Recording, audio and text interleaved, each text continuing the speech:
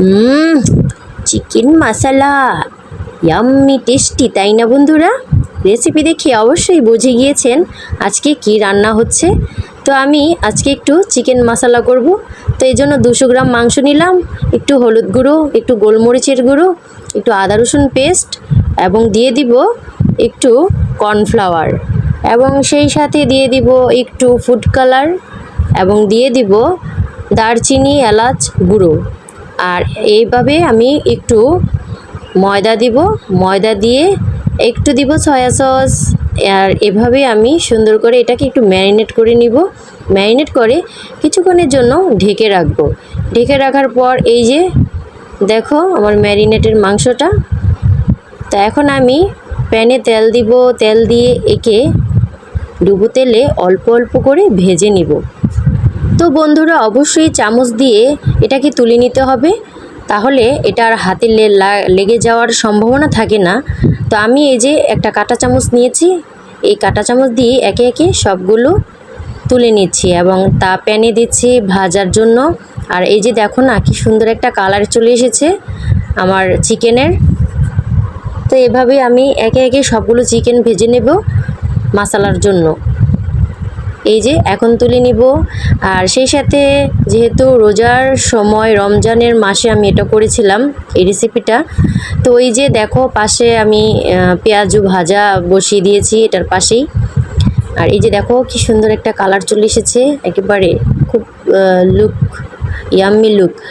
আর এই তো একটু রসুন দিব, আবার কড়াইতে তেল দিব, তেল দিয়ে আমি রসুন দিলাম আর একটু দিয়ে দিলাম আদা রসুন পেস্ট। আদা রসুন পেস্ট দিয়ে নেড়ে চেড়ে পানি দিয়ে দিলাম একটু মরিচের গুঁড়ো, আর দিয়ে দিলাম জিরা গুঁড়ো এবং দিলাম গরম মশলা গুঁড়ো, আর দিব গোলমরিচের গুঁড়ো। গোলমরিচের গুঁড়ো দিয়ে এটাকে আমি সুন্দর করে একটা কষান দিয়ে এই যে দিয়ে দিলাম আমার চিকেনগুলো দিয়ে ভালোভাবে এটাকে নেড়ে চেড়ে দিয়ে দিব টমেটো কিউব করে কাটা এবং গাজর এবং কাঁচামরিচ। আমার কাছে যেই সবজিগুলো ছিল সেগুলো দিয়ে আমি বানিয়েছি, আমার ঘরে যা ছিল। তো ক্যাপসিকাম দিলে এটার কালারটা আরও জোশ আসতো, তো ক্যাপসিকাম ছিল না বাসায়, তাই আমি এগুলো দিয়েই ট্রাই করেছি। এখন দিয়ে দিব সয়া সস দিয়ে এটাকে সুন্দর করে ঢেকে ভালোভাবে রান্না করব। রান্না করার পর এই যে একটু দিয়ে দিব চিনি, কারণ এই মশলাটা একটু মিষ্টি মিষ্টি হলে খুব মজা লাগে, তাই আমি এখানে চিনি অ্যাড করব। 2 চামচ চিনি অ্যাড করেছি।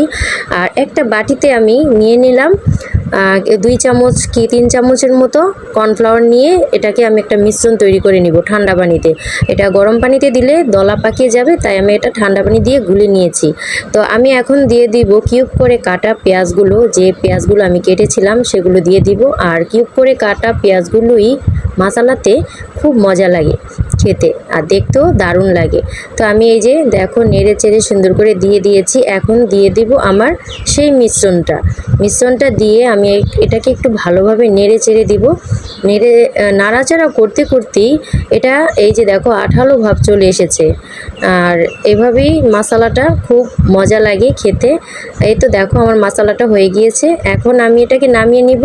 তো বন্ধুরা আমার মশলাটা কেমন লাগলো অবশ্যই একটু কমেন্ট বক্সে জানাবে। আর এটা রুটি দিয়ে বলো ফ্রাইড রাইস দিয়ে বলো খেতে কিন্তু দারুণ লাগে।